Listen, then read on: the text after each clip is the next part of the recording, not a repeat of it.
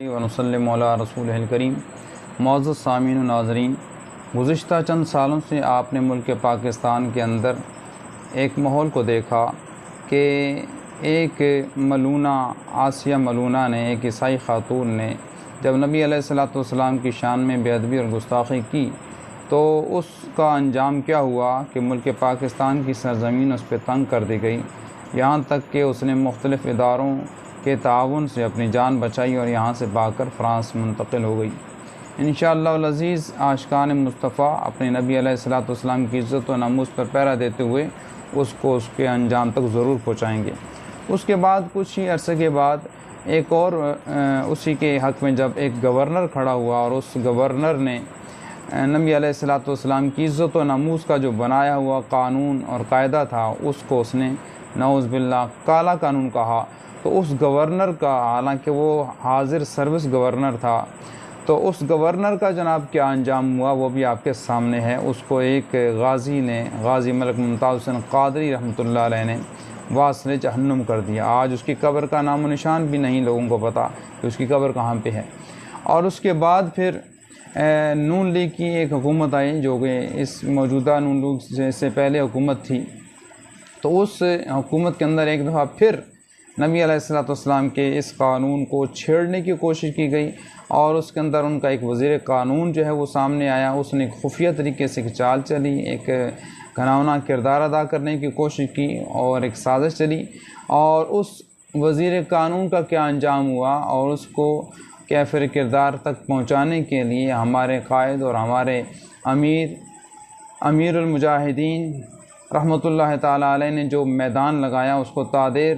لوگ یاد کریں گے اور انشاءاللہ ہمیشہ یاد کرتے رہیں گے۔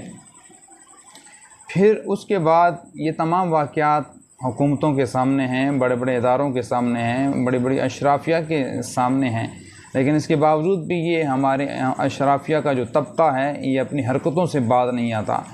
پھر ایک بہت بڑا قانون دان اور جس کو چیف جسٹس کہا جاتا ہے، حقیقت میں تو یہ جاہل چیف جسٹس ہے جس کو نبی علیہ الصلوۃ والسلام کی عزت و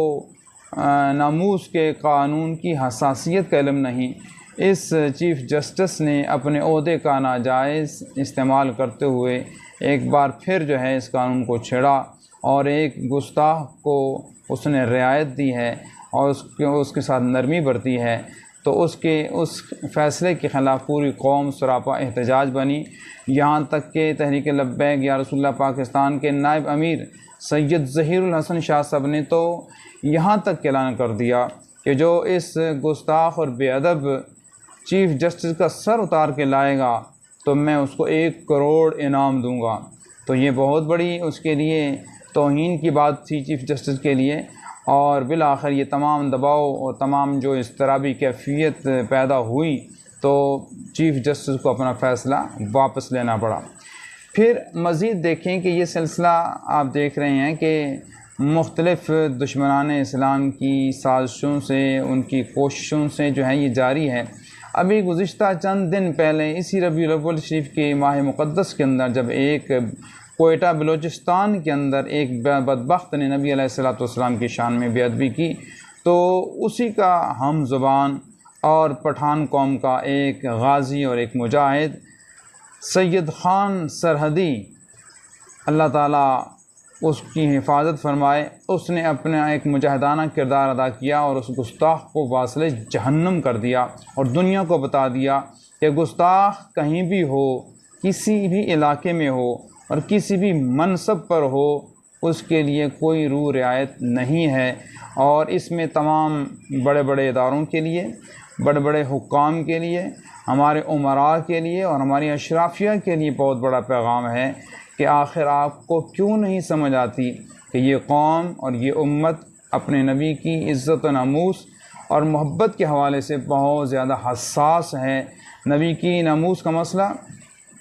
بہت حساسیت والا مسئلہ ہے، لہٰذا آپ اپنی حرکتوں سے باز آ جائیں۔ آپ چند نوٹوں اور چند سکوں کی خاطر اور دنیا کے چند مفادات کی خاطر آپ یہود و نصارہ کو راضی اور خوش کرنے کی کوشش کرتے ہیں اور اپنی عاقبت کو تباہ و برباد کر رہے ہیں۔ اپنی عاقبت کی فکر کریں۔ اللہ رب